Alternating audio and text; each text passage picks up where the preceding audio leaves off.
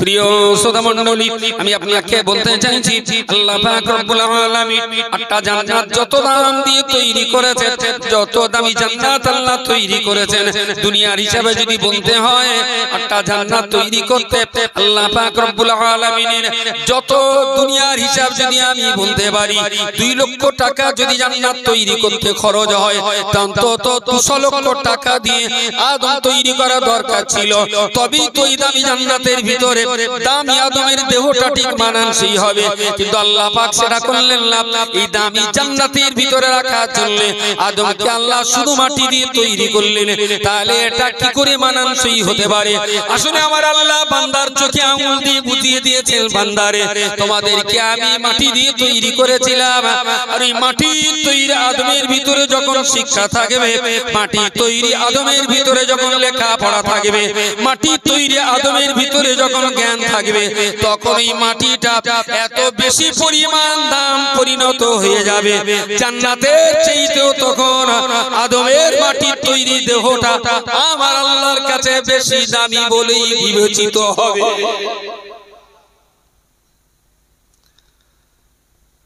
আসলে সোনা দিয়ে হার করা তো খুব সহজ, এক মুঠো মাটিতে সোনার হার করা দেখি।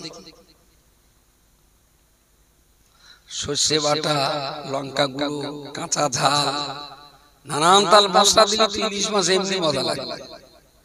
পানি দিয়ে সেদ্ধ করে মজা করে দিন দেখি, কোনো মশলা ছাড়া। পৃথিবীর সবচেয়ে কম দামি মাটি দিয়ে তৈরি করলেন, আর সেই মাটির দেহটা জান্নাতের চাইতেও দামি হতে হবে, তবে সেই দেহটা জান্নাতে যাবে। আর মাটির তৈরি দেহ জান্নাতের চাইতে দামি যদি করতে হয়, লেখাপড়া ছাড়া মাটির দেহর সম্মান দেওয়ার দ্বিতীয় কোন রাস্তা আমাদের সামনে খোলা নেই। তবে মাটির দেহ জান্নাতে যাবে। আল্লাহ আদমকে তৈরি করলেন মাটি দিয়ে, আলাদা করে তার শেখালেন। ফেরেশতাদের সঙ্গে আদমের টক্কর লাগালাগি হলো, ফেরেশতারা হেরে গেলেন, আদম জিতে গেলেন। কিসের চোটে? শিক্ষার চোটে। আদম আগে শিখে রেখেছে আল্লাহর কাছে, ফড়ফড় করে বলেছে সব। ফেরেশতাদের কিন্তু 3টে জায়গায় বেশি ছিল, ফেরেশতাদের বয়স বেশি। বাংলায় বলে না পূর্ণ চাল। আমি তো 50 বছরের চাল, এখানে তো 70 বছরের চাল আছে, স্টেজে তুলে দাও, সে ক্রস করো। পূর্ণ চাল তো ভাতে বাড়ে, তাহলে 70 বছরের চাল এখানে রান্না করা হোক দেখে আমি না চটে বসে বসি, আন্ডারপান গরম হয়ে যাবে নোনা পানি। তাহলে বয়স বেশি হলেই যে সম্মান বেশি হবে, বেশি ইবাদত করলেই যে সম্মান বেশি হবে, আর দামি বংশের দামি কোম্পানির প্রোডাকশন হলেই যে সম্মান বেশি হবে সেটা নয়। লেখাপড়া যদি ভালো থাকে তবেই সম্মানিত হওয়া যায়। মানে করতাম বা ব্যাখ্যা বিশ্লেষণ করতাম, ইন্নাদ দীনা ইনদাল্লাহিল ইসলাম, আল্লাহর মনোনীত ধর্ম ইসলাম। এই কথাটা নিয়ে পড়াশোনা করে আমার মনে হয়েছে যে আল্লাহর মনোনীত ধর্ম ইসলাম, এই ব্যাখ্যাটা ঠিক না। এটা আমার ব্যক্তিগত মনে হয়েছে যে আল্লাহর মনোনীত ধর্ম ইসলাম, এই ব্যাখ্যাটা ঠিক না। মনোনীত মানে মেয়ের বিয়ে দেবো তো 4টে 5টা 6টা ছেলে দেখে একটা মনোনীত করলাম যে এইটা জামাই করলে ভালো। ঘর বানতে হবে, তার 5টা ভাটার ইট দেখে বললাম না, আর 20 ভাটার ইটটাই লাগবে। এটা তো মনোনীত নাকি? অনেকটার ভিতরে একটাকে প্রাধান্য দেওয়া বা বাছাই করা। তো ইসলাম আল্লাহর মনোনীত ধর্ম, এই কথাটা বললে যেন এইরকম হয় যে অনেকটার ভিতরে আল্লাহ একটা বাছাই করেছে। ব্যাপারটা তা না। আল্লাহর তৈরি করা ধর্ম একটাই, তার নাম হলো ইসলাম। আল্লাহ দ্বিতীয় কোন ধর্ম তৈরি করেননি, একটাই ধর্ম ইসলাম। সুতরাং এটা মনোনীত নয়, বরং আল্লাহ তৈরি করা একটাই ধর্ম। সেই ইসলামের ঘরে আমাদের জন্ম হয়েছে। তাহলে আমরা সৃষ্টিকর্তা হিসাবে আল্লাহকে এক বলি, রাহবার হিসাবে মুহাম্মদকে রাসূল বলে আমরা বিশ্বাস করি। লক্ষ্য হিসাবে কাবা বাইতুল্লাহকে আমরা কিবলা বলেই জানি। কুরআনুল কারীমকে আমরা কালামুল্লাহ বলে জানি। ইসলাম আল্লাহর একমাত্র তৈরি করা ধর্ম হিসাবে বিশ্বাস করি। এইটা তো মুসলিম ছাড়া তো আর কারোর কাছে নেই, আমাদের কাছে আছে। ইন্নাল ইজ্জাতা লিল্লাহি ওয়া লিরাসূলিহি ওয়া লিল মুমিনিন। নিশ্চয়ই ইজ্জত আর সম্মান আল্লাহর জন্য, আল্লাহর নবীদের জন্য, আর ঈমানদার মুমিন মুসলমানদের জন্যই ইজ্জত আর সম্মান আল্লাহ খাস করে দিয়েছেন। বলুন সুবহানাল্লাহ। ইন্নাল ইজ্জাতা লিল্লাহি ওয়া লিরাসূলিহি ওয়া লিল মুমিনিন। আল্লাহর ইজ্জতের পরে নবীর ইজ্জত, আর নবীর ইজ্জতের পরে ঈমানদার মুসলমানদের ইজ্জত। কিন্তু সেই সম্মান আমরা পাচ্ছি না কেন? সেই সম্মানের জায়গায় আমাদের দখল নেই কেন? সেই সম্মান থেকে আমরা লাইনচ্যুত হচ্ছি কেন? আমার মনে হয়েছে তার একমাত্র কারণ আমরা আমাদের নিজেদেরকে চিনতে শিখলাম না। আমার যে দাম, আমার যে মান, আমার যে গুরুত্ব, সেটা আমি আমাকেই চিনলাম না। যদি একটু গোড়ার কথা বলতে হয়, ওয়াইয ক্বালা রাব্বুকা লিল মালাইকাতি ইন্নী জাঈলুন ফিল আরদি খলিফা। আল্লাহ মানুষ তৈরির ইচ্ছা করলেন, ফেরেশতারা বাধা দিলেন। ফেরেশতাদের বাধাকে অগ্রাহ্য করে আল্লাহ মানুষকেই তৈরি করলেন, আর বললেন কি, যে আমার সৃষ্টি জগতে যা কিছু আমি সৃষ্টি করেছি, ওয়ালাকাদ কাররামনা বানি আদম, সকল সৃষ্টির ভিতরে আদম এবং তার বংশধরদের মর্যাদা আমি আল্লাহ সবচেয়ে বেশি দিয়েছি। আরো একবার বলুন সুবহানাল্লাহ।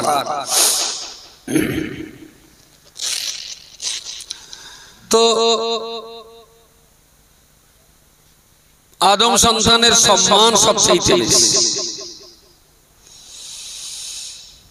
যদি কোরআনের আরেকটি আয়াত খোঁজেন আপনি,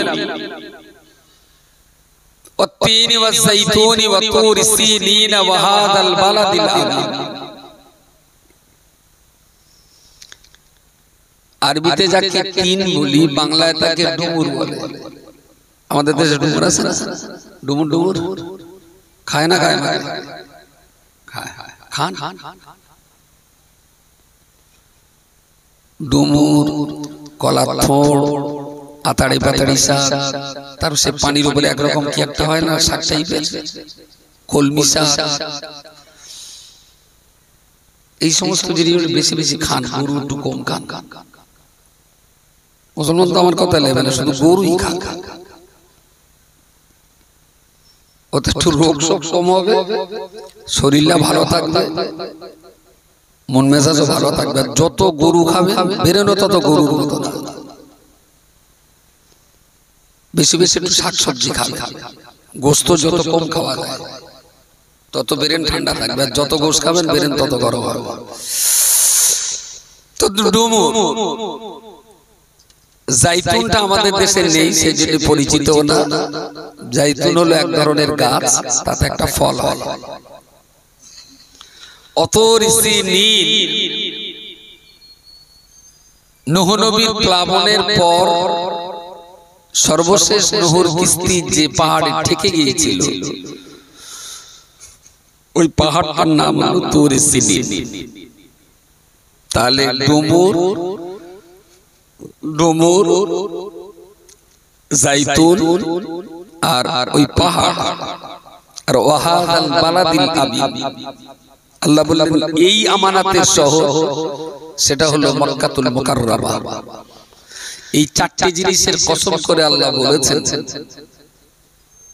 ডুমুরের কসম, জাইতুনের কসম, তুরে সিনিন ওই পাহাড়ের কসম এবং মক্কাতুল মুকাররমা এই পবিত্র শহর, চারটি জিনিসের কসম করে আল্লাহ বলেছেন লাকাদ খালাকনাল ইনসানা ফি আহসানি তাকওয়িম। আমি আল্লাহ আমার সৃষ্টি জগতের ভিতর সবচেয়ে সুন্দর আকৃতি প্রকৃতি আমি মানুষকে দিয়েছি। আরো একবার বলুন সুবহানাল্লাহ। তাহলে আকৃতি প্রকৃতিগত ভাবে মানুষ হলো শ্রেষ্ঠ, সম্মানের জায়গায় মানুষ হলো শ্রেষ্ঠ। ফের আল্লাহ বলেছেন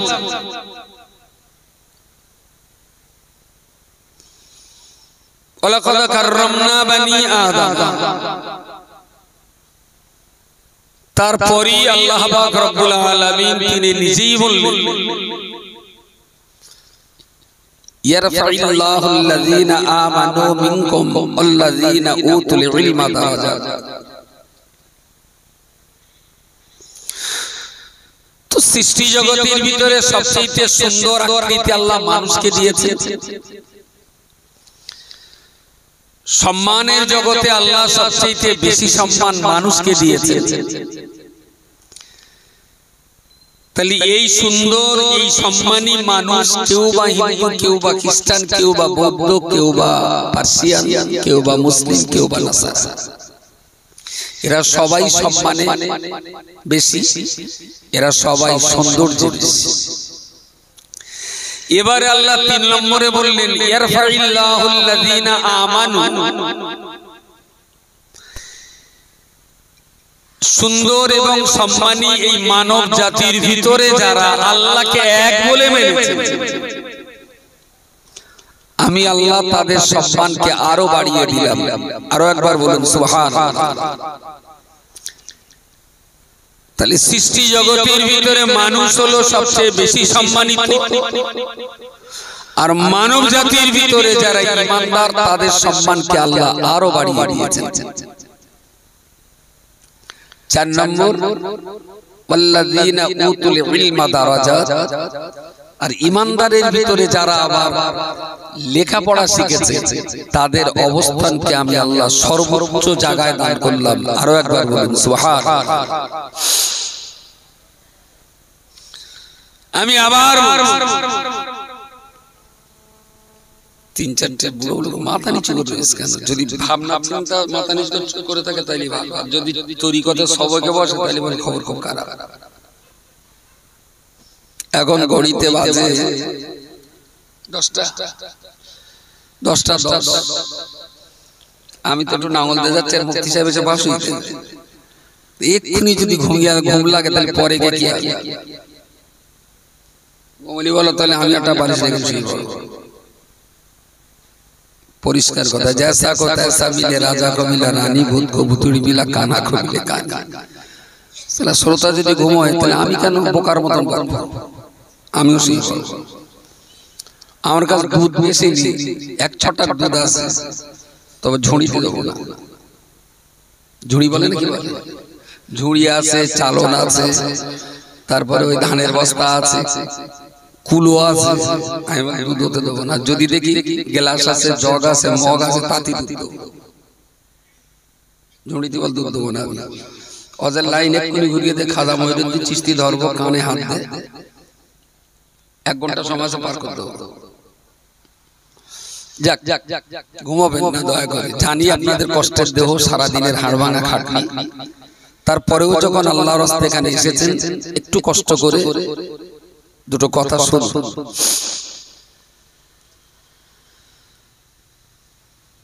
আমরা মানব জাতি হিসাবে শ্রেষ্ঠ জাতি, ঈমানদার হিসাবে তাদের ভিতরে শ্রেষ্ঠ হয়েছে। ফের যদি লেখাপড়া শিখতে পারি তাহলে ঈমানদারদের উপরে আমরা যেতে পারি শিক্ষা দিয়ে। আদম নবীকে আল্লাহ সৃষ্টি করলেন যখন, আদম নবীকে আল্লাহ কি দিয়ে সৃষ্টি করেছিলেন? সোনা না রূপা? ভালোই জানেন তো। মাটি দিয়ে আল্লাহ সৃষ্টি করেছিলেন আদম। তো এরকম এক মুঠো মাটি নিয়ে এরকম ফু দিলেন আর আদম তৈরি হলো। কেসটা কি এরকম? কেসটা আল্লাহ ফেরেশতাদের বলল যে মাটি আর পানি কাদার দলা করে একটা মূর্তি বানাও। মূর্তি আমাদের যেরকম দুর্গা, কালী, সরস্বতী, বিভিন্ন ঠাকুর মাটি প্রথম তৈরি করে, তারপরে কাপড় চোপড় পরায়। তো আদম নবীকে ওরকম প্রথম তৈরি করলো তো ন্যাংটা করে। মাটি যখন তৈরি হয় তখন তো ন্যাংটাই থাকে, তারা জামা কাপড় বোধহয় আবার ভুল করল। কালকে আবার কোন সাল হওয়া করবেন ওই দেখো আদম নবীর তুলনা করে ঠাকুরের সঙ্গে।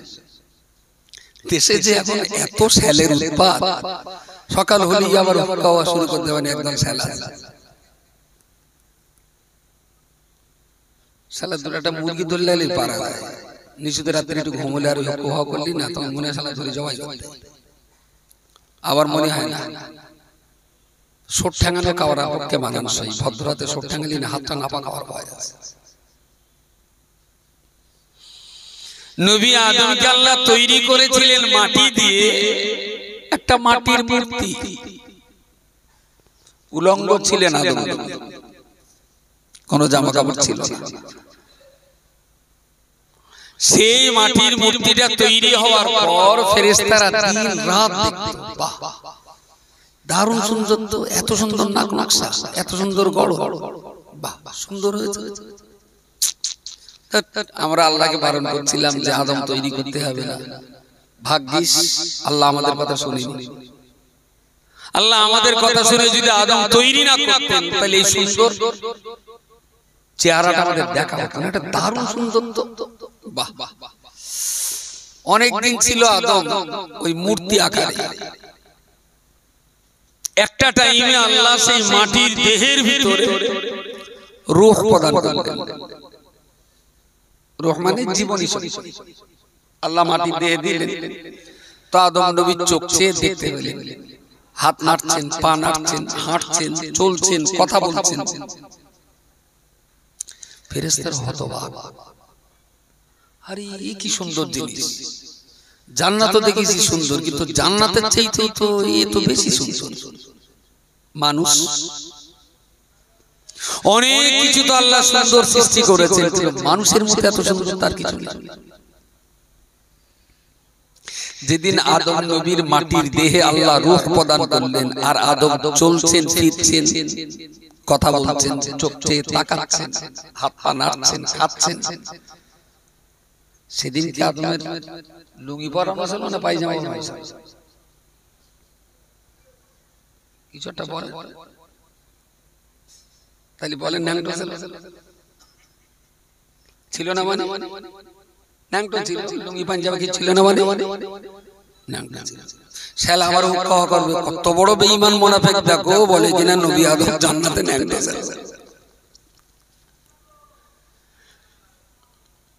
তা শালের কথা ডাক দিয়ে শুনি আর দরকার নেই, আমরা আমাদের মধ্যে চলছি। এই উলঙ্গ আদম জান্নাতে যখন জীবন্ত হলেন, আল্লাহ সেই সময়ে ন্যাংটো অবস্থাতেই আদম নবীকে ডেকে আল্লাহ ওয়াল্লামা আদামাল আসমা কুল্লাহা, আসমানে, জমিনে, নবমণ্ডলে, ভূমণ্ডলে, ঊর্ধ্ব জগৎ আর নিম্ন জগতে, দৃশ্য আর অদৃশ্য যা কিছু নামের ব্যাপার, সমস্ত কিছুর নাম আল্লাহ আদম নবীকে শিখিয়ে দিলেন। জোরে বলুন সুবহানাল্লাহ। আদম নবীর উলঙ্গ দেহে আল্লাহ কাপড় পরাবার আগে লেখাপড়া শিখিয়েছিলেন। আগে কাপড় পরাননি, আগে লেখাপড়া শিখিয়েছিলেন। ও আল্লাহ শিখিয়েছেন আদমকে আদামাল আসমা, সমস্ত জ্ঞান সংক্রান্ত, নাম সংক্রান্ত জ্ঞান। এটার নাম মোবাইল, এটার নাম মাইক্রোফোন, এটার নাম স্ট্যান্ড, এটার নাম কর্ড, ওটার নাম স্ট্যান্ড, এটার নাম খুঁটি, ওটার নাম বেলুন, তারপরে এটার নাম কাপড়, বিছানা হয়েছে বলে এর নাম এখন বেডশিট, তাই না? এটা জওহরপুর, এটা জুব্বা, এটা শাল, এগুলোর নাম তো নাকি, এগুলো সব রুটি ভাত বেগুন আলু পেঁয়াজ রসুন আদা সবটাই বক্কা শহীদুল হইবার গোলাম আলী ভদা পিন্টু এগুলো সব।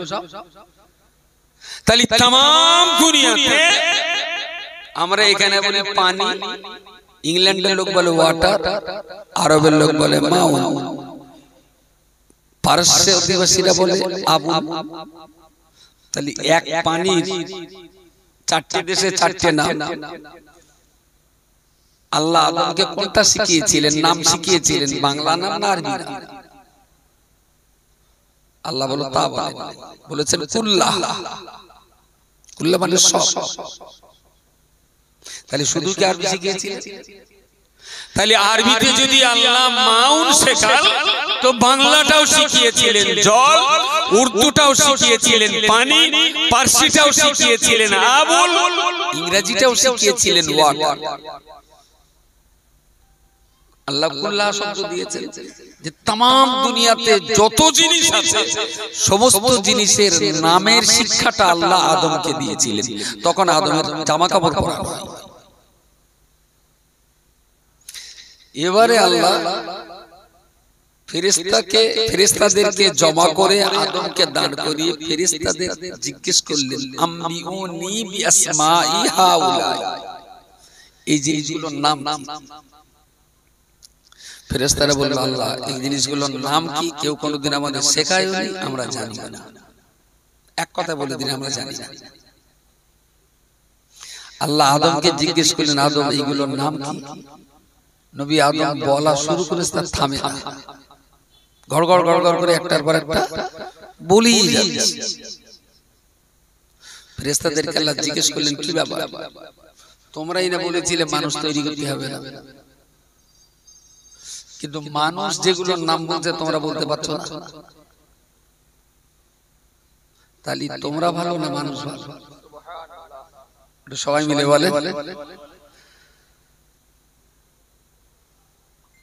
এনারা আবার ছেলেরা কি হোক করবেন তা ঠিক ঠিক। আচ্ছা আল্লাহ তো ফেরেশতাদেরকে চুরি করে আদমকে শেখালেন, তাই না? আল্লাহ তো ফেরেশতাদেরকে শেখান, তাহলে ফেরেশতারা বলবে কি? কারণ আল্লাহ যে আগে থাকতে আদমকে শিখিয়েছেন এটাও তো ফেরেশতারা জানে, ফেরেশতারা এটাও জানতেন না। তাহলে বলতে বলা যেতে পারে যে আল্লাহ ফেরেশতাদেরকে আড়াল করে আদমকে জ্ঞান দিয়েছেন। কেন না ফেরেশতাদের চেয়েও আদম জাতির মর্যাদা বাড়াতে হবে। তাই আরো একবার বলুন সুবহানাল্লাহ সুবহানাল্লাহ। আল্লাহ পাক রব্বুল আলামিন নবী আদম আলাইহিস সালামকে যখন জিজ্ঞেস করলেন একটার পর একটা তিনি সমস্ত কিছুর নাম বলে দিলেন। রব্বুল আলামিন বললেন ফেরেশতা মণ্ডলীকে, ওগো আমার ফেরেশতা বলো বলো তাহলে যে আদম তৈরি করতে বারণ করছিলে সেই আদম এত কিছু বলতে পারে, তোমরা যখন সেই আদমের ব্যাপারে বারণ করেছিলে, এবারে আমি আল্লাহ তোমাদের কাছে জানতে চাইছি বলো বলো তাহলে মর্যাদার দিক থেকে কারটা বেশি? ফেরেশতারা এক বাক্যে বললেন আল্লাহ আদমের বয়স কম, আমাদের বয়স বেশি। আল্লাহ আমরা অনেক দিন আপনাকে আল্লাহ আল্লাহ বলে ডেকেছি, আদম আপনাকে অল্প দিনে ডেকেছে। আল্লাহ আমাদের বয়স বেশি, আদমের বয়স কম, আমরা আপনাকে অনেক ডেকেছি, আদম আপনাকে কম ডেকেছেন। রব্বুল আলামিন আমরা নূরের তৈরি, আদমকে আপনি মাটি দিয়ে তৈরি করেছেন। তাহলে তিনটে জায়গাতে আদমের চেয়ে আমাদের মর্যাদা বেশি, আমাদের বয়স বেশি, আদমের বয়স কম। আমরা নূরের তৈরি, আদম মাটির তৈরি। আমরা আপনার অনেক অনেক ডাকাডাকি করেছি, আদম আপনাকে বেশি ডাকাডাকি করিনি। এই 3 পয়েন্টে আদমের চেয়ে আমরা শ্রেষ্ঠ, কিন্তু আপনার বান্দা আদম জ্ঞানে আমাদের চাইতে বেশি, আদম বেশি জানে, আমরা কম জানি। সুতরাং আমরা যে 3টে পয়েন্টে পিছিয়ে আছি, আদম আমরা 3টে পয়েন্টে জিতে আছি, আদম একটা পয়েন্টে জিতে আছে। আমাদের 3টে তুলনায় আদম যেটা একটা পয়েন্টে জিতে আছে, এর বিনিময়ে আমাদের উচিত হলো আদম মাটির তৈরি, আদমকে সম্মান জানানো। আমরা ফেরেশতা মণ্ডলী আমাদের দায়িত্ব বর্তায় আদমকে সম্মানিত করা। জোরে বলুন সুবহানাল্লাহ। তাহলে আমার বয়স বেশি, আপনার বয়স কম, আমি সোনার তৈরি আর আপনি পাট পাসানেওয়ালের পোশাক আদাতে তৈরি। আমি আল্লাহরে বেশি ডেকেছি, আপনি আল্লাহরে কম ডেকেছেন। আমি লেখাপড়ায় কম আর আপনি লেখাপড়ায় বেশি। সম্মানের পাওনা কার? বাকি লোক বুঝিনি নাকি? শিক্ষায় যে বেশি সম্মান। আচ্ছা, মসজিদে যত লোক নামাজ পড়ে, আমাদের এই মাসুম মসজিদের ইমাম তো নাকি? আচ্ছা, মসজিদের যত মুসল্লি সবার চেয়ে কি মাসুমের বয়স বেশি? ওর বয়স 90-টুকুই হবে বলেন। তাহলে এই মাসুমের বয়স কত? হার্ডলি 24-25। আর পিছনে যারা নামাজ পড়ছে 60 বছর, 70 বছর, 75 বছর, 40 বছর, তাহলে ওর পেছনে নামাজ পড়বে না। বলতে দেয় তোর বয়স কম, নামাজ আমরা পড়াই। মানে সব পার্টি যদি নামাজ পড়িতে যাই, প্রথমে নাচ পড়লে পড়ে তারপরে শুরু হয়ে যাবে। হয়তো সেজদায় সুবহানা রাব্বিয়াল আলা পড়তে পড়তে চুরি করে পালাবে, মুসলিমের মাথা তুলতে না। তাই বয়স বেশি চোটে সম্মানিত হওয়া যায় না। দামি জিনিস দিয়ে তৈরি হলে সম্মানিত হওয়া যায় না। আর আল্লাহর অধিক ইবাদত করলেই সম্মানিত হওয়া যায় না। সম্মানিত হতে গেলে লেখাপড়াটা আগে চাই। যদি লেখাপড়াটা ভালো থাকে তাহলে ইবাদতটাও ভালো থাকবে। আর মূর্খ লোক যে ইবাদত করতেছে ফায়দা একটাও কবুল হবে না। লেখাপড়া না জানা লোক যা ইবাদত করছে একটাও হবে না। আর যদি বলেন না আল্লাহ গফুরুর রহিম, আল্লাহ পার করে দেবে, তাহলে কোনো অসুবিধা নেই। বেকার এখান থেকে মক্কায় হজ করার কি দরকার? আল্লাহ গফুরুর রহিম বলে ইহরামের কাপড় পরে বাড়ি চাচি রান্নাঘরটা ঘুরপাক কালি খালো হয়। বাড়ি চাচি রান্নাঘরটা ধোঁয়া কালি দিকে ও কাবাব বানা হয়ে গেছে, ওইটা ঘুরপাক খাবেন। আর মনে মনে বলেন আল্লাহ গফুরুর রহিম, তুমি এটা কাবাব তাওয়াফ হিসেবে কবুল করে নাও। এসা বললো এই চড়ে পাকা কথা। আমি পড়বো না, আমি শিখবো না, আর আল্লাহ দায়িত্বে ছেড়ে দেবো। আল্লাহ গফুরুর রহিম, আমরা যা করতিস তাই হবে। কিছু বুড়ো আছে, তাদের একদম বাবলা কাঠের কোদালি ডাঁটি দরকার, তাছাড়া এমাল টাইট হওয়ার কোনো জায়গা নেই আমার কাছে। চার দোকানে আড্ডা মারবে, কিন্তু মসজিদে বসে আলিফ বে দেখতে পড়বে না। কিছু বুড়ো বাঁদর আছে, আমি ক্ষমা চেয়ে নিয়েছি। চায়ের দোকানে শেষ বয়সে বসে আড্ডা মারতে একটু লজ্জা হয় না? একটু শরম করে না যে দুদিন পরে আজরাইল আসবে আমার কাছে? আরে মানে চার দোকানে বসে রয়েছি, একটু মসজিদে যেয়ে বসে আজরাইল আসে, আমার মসজিদ তেলে যায়। আমার দাবিটা কি অন্যায়? রোজ বেলা 3টে হবে, আর এই বাজারটার নাম কি? চামটার বাজারে যাও, বেঞ্চি দিয়ে বসবে। আর ও যেখানে বসে অন্য কেউ বসলে এখানে আমি রোজ বসি, তুই আবার এখানে বসতিস কেন? কিছু বুড়ো আছে, তুলে দেবো, ওখানে বসবে। মৌরসি পাট্টা করা, ওখানে আর কার বসতে দেবে না। শরম হওয়া উচিত। বিনা কারণে যে বুড়োগুলো চায়ের দোকানে কাটাচ্ছে, চ্যাংড়াদের দোষ না, আমার দোষ হলো এই বুড়োদের উপরে। চ্যাংড়া তো আপনার কাছ থেকে সেলসালা পেয়েছে। প্রিয় শ্রোতা মণ্ডলী, মনে রাখুন, নবী আদম আলাইহিস সালামকে আল্লাহ সোনা দিয়ে তৈরি করতে পারতেন, রূপা দিয়ে তৈরি করতে পারতেন, হীরামণি কাঞ্চন শৈবাল প্রবাল পাথর দিয়ে আল্লাহ তৈরি করতে পারতেন, পান্না চন্নি মুক্তা দিয়ে আল্লাহ বানাতে পারতেন, অনেক নামি দামি জিনিস দিয়ে আল্লাহ তৈরি করতে পারতেন। যে আল্লাহ এত দামি জিনিস দিয়ে জান্নাত বানিয়েছেন, সেই আল্লাহ আদমকে মাটি দিয়ে তৈরি করছেন কেন? যে আল্লাহ এত দামি জিনিস দিয়ে জান্নাত বানাতে পারেন, সে আল্লাহ পাক আরো দামি দিয়ে তো আদম বানাতে পারতেন। মাটি তৈরি আদম থাকবে যে জান্নাতে, সেটা আবার সোনা। এটা যেন কিরামাতটা হলো। তাইলে যে লোকটা ঘরটা যদি হয় সোনা, তাহলে ওই ঘরে যে শোবে তার তো হতে হবে সোনার চেয়ে আরো দামি। কিন্তু তৈরি করলেন মাটি দিয়ে তৈরি করলেন। তাহলে মাটি এত কম দামি। আচ্ছা, এদের গ্রামে এখন যদি এক পশলা বাদলা হয়, আর আমার গাড়ির চাকায় যদি এই গ্রামে একটা কাদা জড়িয়ে বই কাদায় যায়, এরা কি আমার বলবে যে তুমি কাদা বাড়লে আছো? হ্যাঁ, মাটি তো পৃথিবীতে যত কম দামি জিনিস আছে তার ভিতরে মাটি আছে। 600 টাকা দিলে 1 ফুট মাটি, 1 ফুট মাটি। আর 600 টাকা মাটি কিনলে ওই ট্রাক্টর লাগানোর টলি দরকার।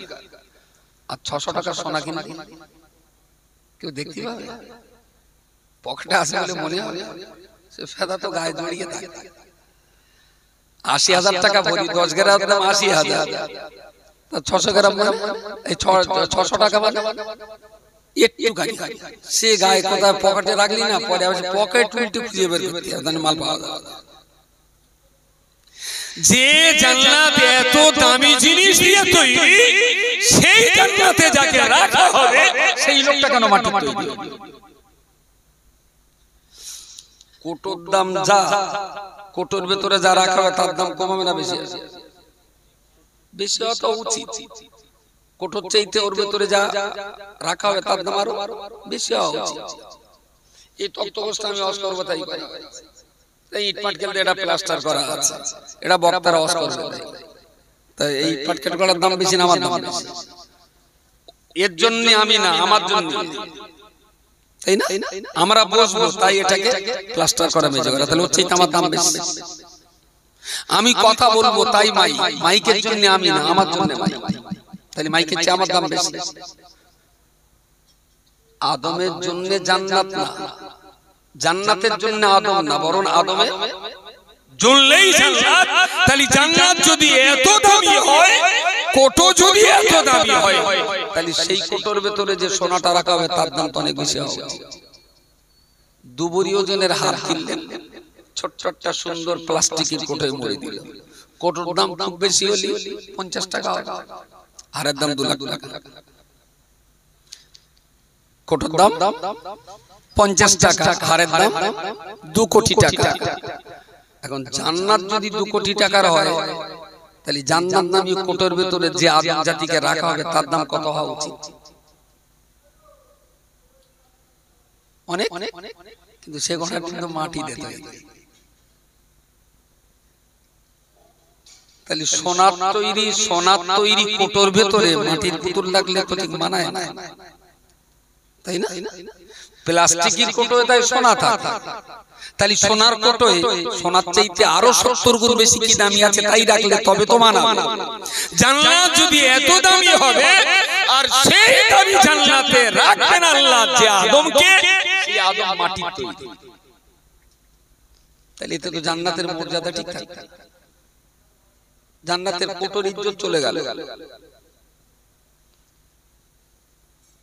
প্রিয় শ্রোতা মণ্ডলী, আমি আপনাকে বলতে চাইছি, আল্লাহ পাক রব্বুল আলামিন একটা জান্নাত যত দাম দিয়ে তৈরি করেছেন, যত দামি জান্নাত আল্লাহ তৈরি করেছেন, দুনিয়ার হিসাবে যদি বলতে হয়, একটা জান্নাত তৈরি করতে আল্লাহ পাক রব্বুল আলামিনের যত দুনিয়ার হিসাব যদি আমি বলতে পারি, 2 লক্ষ টাকা যদি জান্নাত তৈরি করতে খরচ হয়, অন্তত 200 লক্ষ টাকা দিয়ে আদম তৈরি করা দরকার ছিল, তবেই তো এই দামি জান্নাতের ভিতরে দামি আদমের দেহটা ঠিক মানানসই হবে।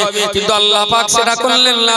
এই দামি জান্নাতের ভিতরে রাখার জন্য আদমকে আল্লাহ শুধু মাটি দিয়ে তৈরি করলেন, তাহলে এটা কি করে মানানসই হতে পারে?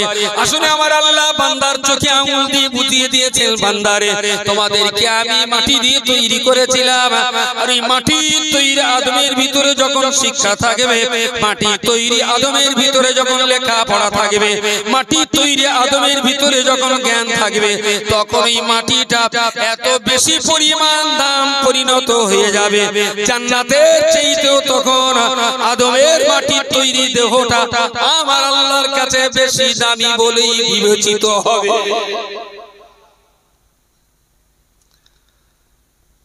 আসলে সোনা দিয়ে হাত করা তো খুব সহজ, এক মুঠো মাটিতে সোনার হাত করা দেখি। সর্ষে বাটা, লঙ্কা গুঁড়ো, কাঁচা ঝাল, নানান তাল মশলা দিলে ইলিশ মাছ এমনি মজা লাগে। পানি দিয়ে সেদ্ধ করে মজা করে দিন দেখি, কোনো মশলা ছাড়া। পৃথিবীর সবচেয়ে কম দামি মাটি দিয়ে তৈরি করলেন, আর সেই মাটির দেহটা জান্নাতের চাইতেও দামি হতে হবে, তবে সেই দেহটা জান্নাতে যাবে। আর মাটির তৈরি দেহ জান্নাতের চাইতে দামি যদি করতে হয় লেখাপড়া ছাড়া মাটির দেহর সম্মান দেওয়ার দ্বিতীয় কোন রাস্তা আমাদের সামনে খোলা নেই। তবে মাটির দেহ জানতে হবে। আল্লাহ আদমকে তৈরি করলেন মাটি দিয়ে, আলাদা করে তার শেখালেন। ফেরেশতাদের সঙ্গে আদমের টক্কর লাগালাগি হলো, ফেরেশতারা হেরে গেলেন, আদম জিতে গেলেন। কিসের চোটে? শিক্ষার চোটে। আদম আগে শিখে রেখেছে আল্লাহর কাছে, ফড়ফড় করে বলেছে সব। ফেরেশতাদের কিন্তু তিনটে জায়গায় বেশি ছিল। ফেরেশতাদের বয়স বেশি, বাংলায় বলে না পূর্ণ চাল। আমি তো 50 বছরের চাল, এখানে তো 70 বছরের চাল আছে। স্টেজে তুলে দাও, সে ক্রস করো। পূর্ণ চাল তো ভাতে বাড়ে, তাহলে 70 বছরের চাল এখানে রান্না করা হোক, দেখে আমি না চটে বসে বসি, আন্ডারবান গরম হয়ে যাবে নোনা পানি। তাহলে বয়স বেশি হলেই যে সম্মান বেশি হবে, বেশি ইবাদত করলেই যে সম্মান বেশি হবে, আর দামি বংশের দামি কোম্পানির প্রোডাকশন হলেই যে সম্মান বেশি হবে সেটা নয়। লেখাপড়া যদি ভালো থাকে তবেই সম্মানিত হওয়া যায়। কিন্তু খুবই দুর্ভাগ্য, বাঙালি মুসলমানরা একটু বুঝতে চাইছে না, বুঝতে চাইছে না। প্রিয় শ্রোতা মণ্ডলী, আমি শুরুতেই বলেছিলাম, আপনার যদি আল্লাহ চিনতে না পারেন, নবী, কাবা, কোরআন যদি না চিনতে পারেন, তো নিজেকে চিনুন। আপনি আপনাকে চিনুন, আমি আমার নিজেকে চিনি। পৃথিবীর এই প্রাকৃতিক বৈচিত্র্য আর সৌন্দর্য দেখার জন্য মানুষ উটি পাহাড়ে যায়, দেরাদুন পাহাড় দেখে, সাগরের ঢেউ দেখে, সাগর সৈকত বিচ, বড় বড় সাগরের এতে যে দীঘার যেও মানুষ আনন্দ উপভোগ করে, সৌন্দর্য দেখে। কেউ বা কাশ্মীরে যায়, কেউ বা আবার জীবনের ঝুঁকি নিয়ে দার্জিলিং এর উপর দিয়ে কাঞ্চনজঙ্ঘায় যায়। কাঞ্চনজঙ্ঘায় যেতে গেলে না ঘন ঘন দোয়া মনে পড়বে, ঘন ঘন। কেউ গেছে? কেউ যায়নি এর ভেতরে কাঞ্চনজঙ্ঘা? যায়। তা অন্য পাহাড়ও তো গেছে, অনেক সৌন্দর্য দেখেছে। আমি আপনাকে বলছি, সৌন্দর্য দেখার জন্য আল্লাহ পাকে তৈরি করা প্রাকৃতিক সৌন্দর্য দেখার জন্য আপনাকে কাশ্মীর কিংবা দেরাদুন, আরব সাগর কিংবা মৌসুরি, দেরাদুন কিংবা কাঞ্চনজঙ্ঘা কোথাও আপনার যেতে হবে না। আল্লাহ পাকে সৃষ্টি করা মহাশিল্পী, সৃষ্টি করা মহাশিল্পী তৈরি করা মহাশিল্প দেখার জন্য আমি আপনাকে বলছি, ঘরের দরজা জানালা বন্ধ করে দিয়ে, ঘরের ভিতরে লাইট জ্বালিয়ে দিয়ে, ওই ঘরের ভিতরে স্ত্রী পুত্র ছেলে মেয়ে বাবা মা কেউ থাকবে না। আপনি একটা দিন 10টা মিনিটের জন্য আপনার ঘরের দরজা জানালা বন্ধ করে দিয়ে আয়নার সামনে দাঁড়িয়ে আপনার আপদমস্তক দেহটাকে একটাবার কি আপনি বিলক্ষণার বিচক্ষণতার সঙ্গে দেখেছেন? আরে আল্লাহ কাঞ্চনজঙ্ঘার যত না সৌন্দর্য দিয়েছেন, কাশ্মীরের সৌন্দর্য আল্লাহ যত না সুন্দর দিয়েছেন, तमाम পৃথিবীর সকল সৌন্দর্য তো আল্লাহ আমি আব্দুল মাতিন আমার দেহে তো আল্লাহ ঢেলে দিয়েছেন। লাকাদ খালাকনাল ইনসানা ফি আহসানি তাকওয়িম। গোটা সৃষ্টি জগতের ভিতরে সবচেয়ে সুন্দর করে, সবচেয়ে দামি করে, সবচেয়ে মান এবং সম্মান দিয়ে আমি আব্দুল মাতিন আমাকে আল্লাহ সৃষ্টি করেছেন। কাশ্মীর আপনি পরে দেখবেন, দেরাদুন আপনি পরে দেখবেন, ঘরের দরজা জানালা বন্ধ করে দিয়ে জীবনে মরণে একটা বারের জন্য নিজের পা থেকে মাথা পর্যন্ত একাধারে নিজে আগে নিজেকে ভালো করে দেখবেন। শুধু আয়নার দিকে তাকিয়ে তাকিয়ে নিজের দেহটা ফেলে এক এক করে দেখেন। ঠিক এই সোজাটা না, এই পাশটায় কান, এখানে দুটো চোখ, তার উপরে একটা ভুরু, 2-4 আঙুল ফাঁকা, এখানটা আবার চুল, নিচে একটা, নাকে দুটো সিদ্ধর, তার নিচে আবার দুটো ঠোঁট, হাকল্লি ভেতরে দাঁত, তার ভিতরে একটা জিভ। দারুণ সেটা। যতদিন আপনার বয়স আছে, যতদিন আপনি বয়স পান, ততদিন সময় দিন। আল্লাহ যেই সেটআপ করেছেন, আমার এখানে একটা কবজা লাগানো আছে, কবজা না থাকলে উঁচু নিচু করতে পারতাম না। আবার ওর ভিতরে গিরিশও আছে, গিরিশ বলে না মোবিল বলে, তা নইলে মাল ইজি থাকতো না। যখন এসব গিরিশ আর মোবিল একটু কম হয়ে যাবে, তখন উঠতি বসতি বাবা গিস মাগিজি করে। আসেন না বড় কিছু মানুষ, তার মানে সব জিনিস বা মোবাইল ক্রাইসিস। এখানে আর একটা কবজা আছে, এখানেও একটা কবজা আছে, ফের আঙুলে এখানে একটা, এটা দুটো আছে, এটা একটা দুটো তিনটে আছে। আচ্ছা এই যে সেটআপ, চারটি আঙুল বেশ পর পর পায় না, এই আঙুলটা যদি এই মাঝখানে হড়া মারা এখানে না দেয়, যদি এরকম পাশে আরেকটা দিত ভালো হতো। ভালো এই চারটি আছে, এখানে যদি আরেকটা এখানে না দেয়, এখানে এই পাশে আরেকটা, তাহলে বলো ভাত এরকম করে মাখাতে হতো, আর মেখে এরকম করে বেলচা মেরে গালে দিতে গিয়ে খানিকটা যেত, গালে মাখটা যেত না, তাই না? আর এইটা যে এই জায়গায় দিয়েছে কি কায়দায় ভাত ধরে এরকম দিয়ে দেবো, পুরো মিক্সচার মেশিন মতন একসঙ্গে উড়ে গেল। ভালো করে হোগল হোগল করে না, এইবারে ভাত হাতে তুললুম আর আঙুল লেগে রেখে এরকম দিয়ে ঠেলে দেবো, একদম ইঞ্জিনিয়ারের সেটআপ। হড়া করে গালি যাবে, একটাও না যাবে।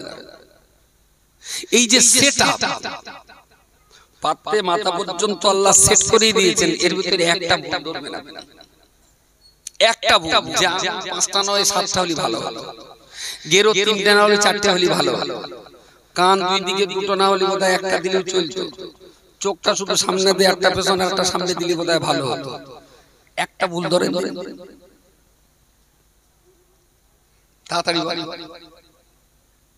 হ্যাঁ, আল্লাহ যে সেটআপ দিয়েছেন, এই সেটআপের একটা ভুল ধরে,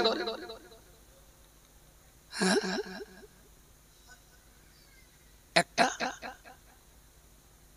একটা দাগ ভুল বের কর, ভাবলি তো হবে। আচ্ছা নাকের সিঁদুর দুটো নয় তিনটে হলে ভালো হলো, নাকটা এখানে না দিলে যদি পাশায় দিতে না দিলে, বেগুন তরকারি পচে গেছে, নাক যদি পাশায় থাকতো তাহলে ওখানে কিছু সেন্ট তো দিন রাত সত্যি হতো, আর পচা বেগুন গালে দিলে হাঁ করে গিলিয়ে নিত, যেই পচা তরকারি গালে না যাবে নাক বলে দেবে ওটা ঢোকাস না, মাল খারাপ হয়ে গেছে। তাহলে ঠিক যেখান থেকে খাবার ঢোকাবেন তার উপরে নাক, যাতে প্রত্যেকটা খাবার এখান থেকে চেক হয়ে যেতে পারে যে মালটা ভালো আছে না খারাপ আছে। আল্লাহ পাকের সৃষ্টি মানুষকে যেভাবে আল্লাহ সেটআপ করেছেন, পৃথিবীতে আর কোন জিনিসকে আল্লাহ এত সুন্দর সেটআপ দিয়ে বানান নাই। আরো একবার বলুন সুবহানাল্লাহ সুবহানাল্লাহ। কুকুরি মসজিদে জামাতে নামাজ নাই পড়তে পারে, মোরগ কুকুরে মোরগ মসজিদে এসে জামাতে আসর নাই বা পড়তে পারে, গোয়ালঘরের দামাড়ো গরুটা সেও নামাজ না পড়তে পারে। ওরা বলে আল্লাহ তো শ্রেষ্ঠ করি না, আমরা কিছু লোক নামাজ পড়তে যাবো।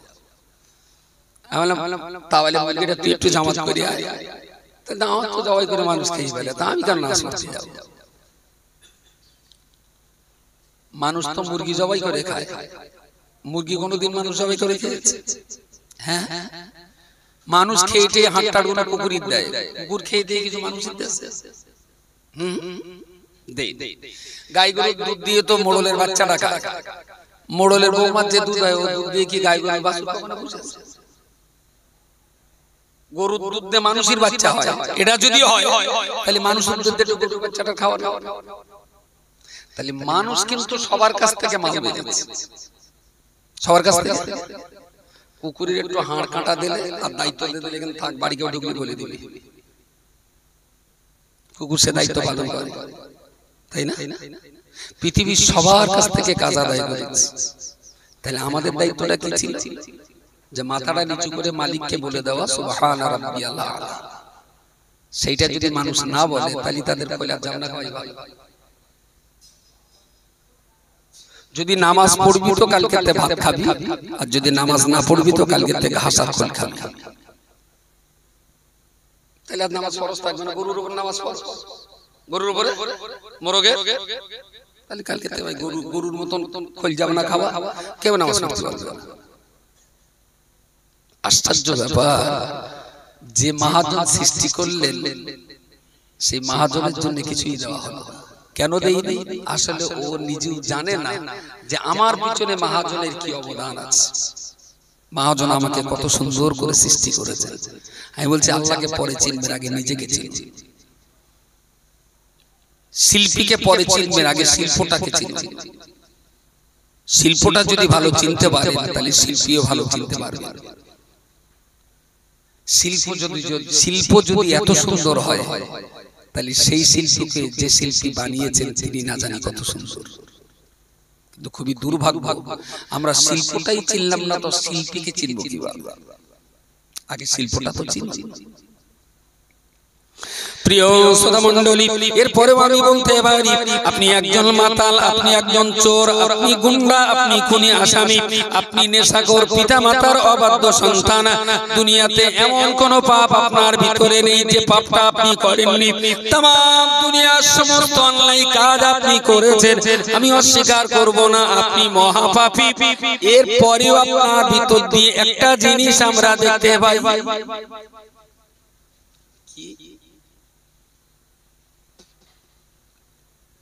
ছেলেটার শরীর খারাপ, তা সবাই গাড়ি করে নিয়ে হসপিটালে নিয়ে যাচ্ছে, তোর মা খুব কাঁদছে, তা ঘনারা চুল্লুকর মাতাল চলতে চলতে যাচ্ছিল, জাতি জাতি কি হয় রে তোর ভাবি মাতাল পা ঠিক পড়ে না, তো ভাবি বলতে আমার ছোট ছেলেটার শরীর খুব খারাপ, হসপিটালে যাচ্ছে। তাহলে ভাবি তুই কাঁদিস নে, কপালে যা আছে আল্লাহ কপালে যা রেখে রেখেছে তাই হয়। ভাবি তুই কাঁদিস নে, আল্লাহ তোর কপালে যা রেখেছে। তাহলে চুল্লুখোর মাতাল জমি রাল টালে ঘুষ খায়, বাপ মার ঠাঙায়, মানুষ খুন করে, দিনের শেষে ও যে বলেছে ভাবি কাঁদিস নে, কপালে আল্লাহ যা রেখেছে তাই হবে। কথাটা খারাপ না ভালো? তাহলে এই কথাটা প্রমাণ করে ওর বুকের ভিতরে খুব একটুখানি হলেও কি আছে? আল্লাহ বিশ্বাস বিরাট নেই, কিন্তু একটুখানি হলেও আছে। তা নইলে ভাবির ওই কথা বলতে যাবে ওখানে আল্লাহ কপালে যা রেখেছে তাই হবে, ভাবি কাঁদিস নি, তাহলে আল্লাহর প্রতি বিশ্বাসটা